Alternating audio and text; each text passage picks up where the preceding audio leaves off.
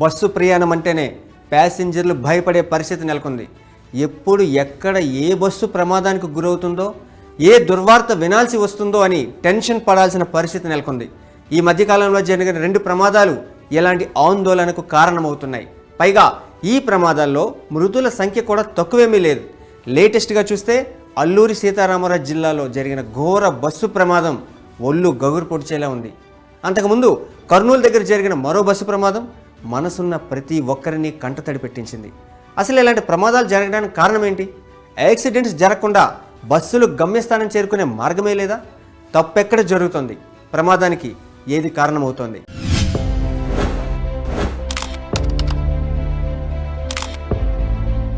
ఉదయం లేవగానే అందరినీ ఓ బ్యాడ్ న్యూస్ పలకరించింది. అల్లూరి సీతారామరాజు జిల్లాలో ఓ ప్రైవేట్ బస్సు అదుపు తప్పి ప్రమాదానికి గురైంది. లోయలో పడింది. చింతూరు మారేడుమిల్లి ఘాట్ రోడ్లో ఈ ఘటన జరిగింది.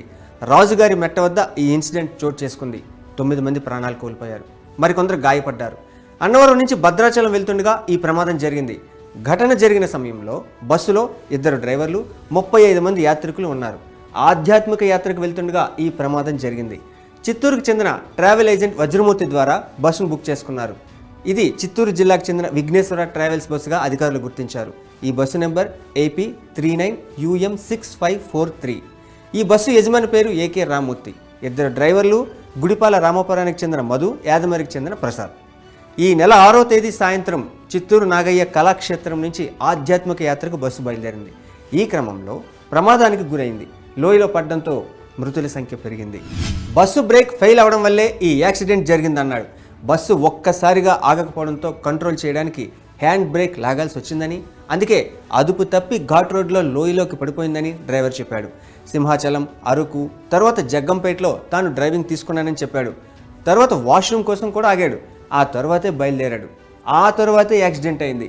ప్రమాద సమయంలో బస్సును కంట్రోల్ చేయడానికి డ్రైవర్ చాలా ప్రయత్నించాడు. మరో డ్రైవర్ ప్రసాద్ను అలర్ట్ చేసి సాయం తీసుకుందామంటే అప్పటికే అతను చాలా నిద్రలో ఉన్నాడు. సరే అని బస్సును కంట్రోల్ చేయడానికి ట్రై చేసినా లాభం లేకుండా పోయింది.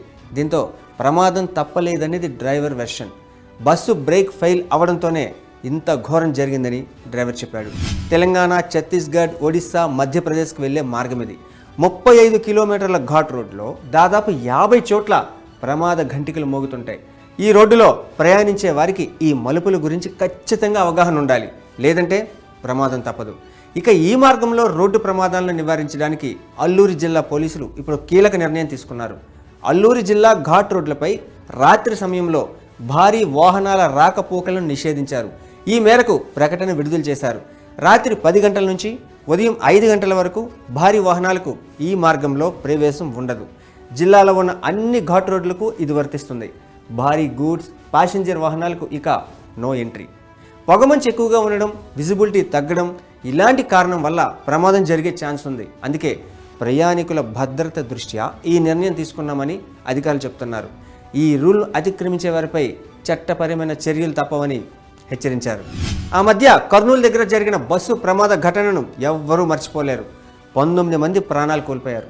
ఆటో ఇండస్ట్రీ స్టాండర్డ్స్ను పట్టించుకొని ప్రైవేట్ యాజమాన్యాల వల్లే ఇలాంటి ప్రమాదాలు చోటు చేసుకుంటున్నాయి. ప్రైవేట్ ట్రావెల్స్ బస్సుల డిజైన్లలో అడుగడుగున ఈ వైఫల్యాలు కనిపిస్తాయి. కెపాసిటీకి మించి సీటింగ్ కోసం బస్సులను రీఅసెంబుల్ చేస్తున్నారు. బస్సుల్లో ఎమర్జెన్సీ ఎగ్జిట్ల నిర్వహణలో వైఫల్యం క్లియర్గా తెలుస్తుంది. అగ్ని ప్రమాదం జరిగితే చివరి సీట్లో ఉండే వ్యక్తి కేవలం 2 నుంచి 3 నిమిషాల్లోనే బయటకు వచ్చేలా డిజైన్ ఉండాలి. నిబంధనలు చెబుతోంది కూడా ఇదే. కానీ స్లీపర్ బస్సుల్లో ఇలా ఉండదు. నడిచే మార్గమంతా ఇరుగ్గా ఉంటుంది. ప్రమాదం జరిగితే అద్దాలు పగలగొట్టి బయటపడేలా ఉండాలి. కానీ ఈ ఏర్పాట్లే ఉండవు. ఇక స్లీపర్ బస్సుల్లో అయితే ఎమర్జెన్సీ ఎగ్జిట్లు లేకపోవడం నిజంగా చాలా ప్రమాదకరం. బస్సుల్లో ఎక్కడ అద్దాలు పగలగొట్టే పరికరాలే కనపడవు. కర్నూలు వద్ద జరిగిన బస్సు ప్రమాద ఘటన చెప్పేది ఇదే.